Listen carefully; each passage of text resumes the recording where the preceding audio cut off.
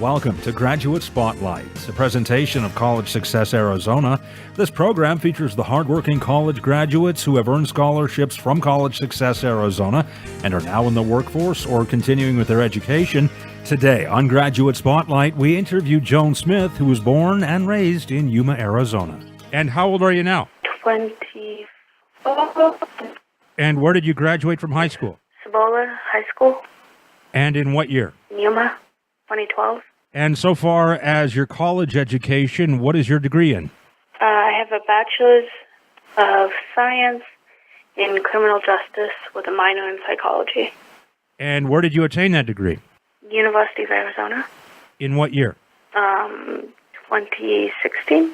And where do you live and work now? Tucson, Arizona. And what do you do in Tucson? I am a social worker. Oh, okay. Can you share with us where you work, or is that something you don't want to reveal? It's Intermountain. Did you say in the mountain or Intermountain? Intermountain. And what does One word. what does Intermountain do? They're a behavioral health agency. So can you tell us a little bit about your day and the type of clients you work with? Sure. So I am on the children's team, and Intermountain actually serves both children and adults, but I'm on the children's team, and I am on the, there's two teams that they kind of separate the cases for people who are considered high needs, or like some pretty big things are going on, and people who are considered low needs, of like they just need a little extra help. So I'm on the low needs children's team, and what I do is I'm considered a recovery coach, where I'll go in and I'll talk to the family and I'll talk to the kids about setting up some interventions to help with some of the behaviors. So we're a behavior-based agency where we believe going in with some kind of like concrete things that we can measure are the most helpful in helping with treatment. So say this kid is having trouble concentrating in school, and that we would quantify that as saying that they can't sit for more than 5 minutes, putting a timer on it. And then we would, my job is to set up the interventions, like making it a game and challenging them, hey, if you do it in 5 minutes, then you win. Or, putting that timer, or making it, if you do this, you get this kind of reward system setting up. So it's really dependent on the kid. That's the basic idea of it. And how long have you worked at Intermountain? Started here in March. I was doing a different job before. You just started in March, and so far, are you enjoying the work? Is it rewarding, challenging? All of the above. It's rewarding, challenging, and I love it here. Did you always want to be a social worker? Yes. From a young age, growing up in Yuma? I didn't always know that is what I wanted to do specifically. I just knew that I wanted to help people in some way. So I kind of bounced around the social sectors on which area of help. And then I settled on just social work in general. So I'm guessing your motivation and your rewards are not money. It's coming from another place. Yeah, if it was money, I would not be doing this. Well, and it's such a serious thing. You're a young person. Yeah, it's obviously a very noble profession to be in, but you see a lot of serious stuff in your occupation. Yeah, well, it comes with the job. And talk about the transition from Yuma to Tucson, the U of A, and now working. Was that a difficult transition? I'm assuming you still have family back in Yuma. Not really. I actually came from a kind of like domestic violence kind of family. So my move to Tucson to going to college was the best move I ever made, because then I was able to actually cut ties with that toxicity. And then the transition from college to work was kind of hard because Arizona isn't exactly well known for having a very good social work system. So it's very hard to find a job in what I love doing. And then it's a very kind of flawed system where the first job I got was actually also very toxic. There was a lot of very good things going on there. that was hard, just going from college to straight into like a place that was not a very good environment, and working there for a couple of years. Do you think maybe now that in a way that was maybe a positive in the sense that it's given you balance of and experience and understanding what an appreciation of what a really good job is and what a positive work environment is? It makes you appreciate it more now that you have it? Yeah, so I hadn't ever had a job that, this is the first job I've ever had that actually like looks at the people and values the people rather than, well, we can replace you at any point. I didn't realize that's what I was looking for until I found it. And not to dwell on it, but you mentioned growing up in kind of a rough environment, domestic violence. Did that play a role in you wanting to be a social worker? Oh, definitely. I realized pretty early in life that I am motivated by protecting people, by helping people, because that's what I was expected to do in that situation for my other siblings. And then someone, when I was growing up, helped me.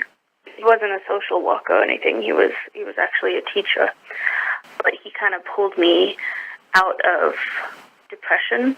It was the cause of my situation. So, like, my situation caused depression, and he pulled me out of it. So it's kind of like a permanent pay-it-forward thing, if that makes sense. It does. And so far as College Success Arizona, you received a scholarship which provides up to $6,000 per year for educational expenses and also some specialized mentoring services from a mentor. We call them success advisors. I guess talk about the role of the financial aspect of the college, of the scholarship, and also the role that your mentor played. So I've always been a pretty motivated person. So the mentor didn't really help me as much because I already had all my ducks in a row. I'm a very I don't want to say bull in a china shop sometimes, but like very straightforward, have all my things in place. So while I can see their help in quote-unquote normal college students who may like lose their way a little bit, it wasn't particularly helpful for me, but the monetary aspect was extremely helpful. If it hadn't been for that scholarship there, I don't know if I ever would have gotten away.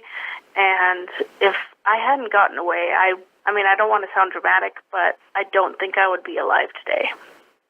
And I definitely, if I was alive today, I probably wouldn't have been able to get through college or been able to get into this social work here because I wouldn't have been able to pay for it. I wouldn't, So for you, I didn't have any family to fall back on. For you, it was escaping a bad situation, really life-changing. Yes. And attending college, was that overall a good experience, rewarding and challenging at the same time, maybe? Yes and no, because I didn't have that falling back, because I didn't have anyone else to fall back on, I worked 10 times harder I worked part-time, I volunteered part-time, I was in school full-time. So essentially I was working full-time and going to school full-time, which is crazy to do. So it wasn't like point-blank enjoyable in that aspect because I'm motivated by people, and I couldn't really have the people in my life, per se, because I had to focus. So it was challenging, but I mean, it's mostly a blur because it just had to be that way to get what I needed to do. I've done quite a few of these interviews, and generally a question I ask is, the role, were your family, your parents encouraging of your overall college education? But based on what you've said so far, I'm assuming it maybe wasn't your parents and you received encouragement from maybe that teacher and other positive forces in your life? Yeah, actually, my teacher died when I was in high school, so it was just me and my friends, kind of peers. So that caused you to dig even deeper. Yeah, you were working without a net, so to speak, at that point, I guess, and you knew what you wanted. And maybe do you think that maybe your situation is why you entered college with direction, and the mentors weren't all that helpful because you knew that this was the key to your future and not returning to that bad situation? Well, see, it's hard to see my motivation because my parents actually were big on education. My mother was a high school teacher. My father never graduated college, so they were always very big on college is not an option, you have to go. But they were also very big on if you go, you do it yourself. We're not going to help you at all. So I knew from an early age that everything that I did would have to be on my own time because they couldn't or wouldn't help me. It wasn't until I cut ties that it became extremely more so. So in a way they set up it being not an option, but I also really loved school because it was an escape for me. Again, I kind of had to be motivated because I did not have the option to slack off. So kids back at Cibola and maybe other high schools considering listening to this and considering their college options, can you offer some advice? Basically, you don't have to know exactly what you want to do with your life. Most people don't. Most of your first and second year classes, they think that they don't want to go to college right now. They want to take a break because they don't know what they want to do.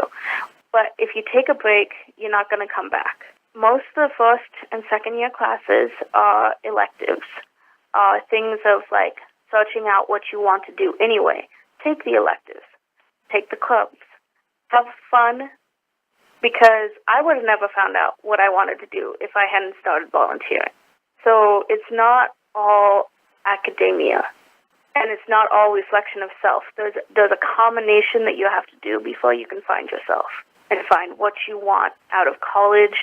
And even if you don't get into the college of your dreams, into the program of your dreams, the job of your dreams, at least you learn something along the way. You grew as a person that might get you to the next step that you actually want. And looking at your own career, you're a couple of years out of college, a couple of years in the workforce. Where you are right now, can you see yourself staying there for 5 years, or do you have other career plans and goals? I really love this company. I can grow within it, but I would have to go back to get a master's in order to grow more just because of the way the system's set up. So I would like the company for the rest of time, but I might end up moving because of my boyfriend's situation to another state so he can be close to family. Gotcha, but do you see yourself maybe getting a master's at some point? Yes. And beyond the books, beyond work, do you have hobbies, sports, interests, painting, any passions that you use to sort of relax? My work tends to extend past the normal work hours simply because of the very aspect, the very nature of what I do. You can't just turn off the phone and tell people don't have a crisis after 5 p.m. I do more little things, like on my lunch break I'll watch a Netflix episode, or I'll read a book, or on our way to another appointment I'll listen to my music in the car. I do play Dungeons and Dragons at least once a week so that I can have that social aspect. But a lot of what I do to calm myself down is just the little things. Every day keeping up with yourself. Because once you're in a crisis, there's not much you can do besides bunker down. And, your work strikes me as sort of like police work or firefighter type work, emergency responders. And you said it, you can't really let it go. It's not a 9-to-5 sort of thing. Do you see that you can withstand this type of thing for some longevity, like 20 years, or do you think eventually it'll wear you out and you have to do something different? No, actually, I've been doing work like this since I started college. So I've been doing this kind of work for, about 5 years now, and I still love it because I look at it differently than most people. Most people look at it as wow, these things going on. But that's not what I see. I see families who have gone through hell and back and still are okay, we're gonna do better. We're gonna fight this. We're gonna, that strength, that human strength, and that's what keeps me going. The bad is there, yes, but the good's there too. Awesome. And one final question. Can you say what was the best part of college and what has been the best part of being in the workforce so far? The best part of college was that you were kind of in the in-between of adult, but not quite like serious adult, where you could do something silly or crazy or tell someone you didn't know what was going on, and they just kind of like took pity on you and explained it. Like, if you told someone, hey, I have no idea how to do my taxes, everybody was like, oh, poor college kid, let me show you over here. But you can't really do that in the workforce. And if you do that in the workforce, people will just think you're stupid. Yeah, no, you're very right about that. Yeah, because you can always play like you said, the dumb college kid or whatever, right? Yeah, that's a very astute point. And I mean, that's what I liked about. That's what I miss about college is that I can go out and get I can do something crazy. It's almost expected that I do something crazy, but as an adult, it's like, well, what are you doing with your life? You could have done that years ago. Not 10 years ago for me, but, for most people. But in college, what I really love is that, in work life, not in college, is that when I come home, I'm home. I'm not thinking about all the due dates that I have. And I'm point-blank told, don't worry about it. There's always going to be something due. So there's a different expectation for your due dates in college from your due dates at work. At work, you do the best you can. You do the most you can. But there's always going to be something else that needs done. Whereas if you do that in college, you're going to fail. So I like that aspect of that. I don't...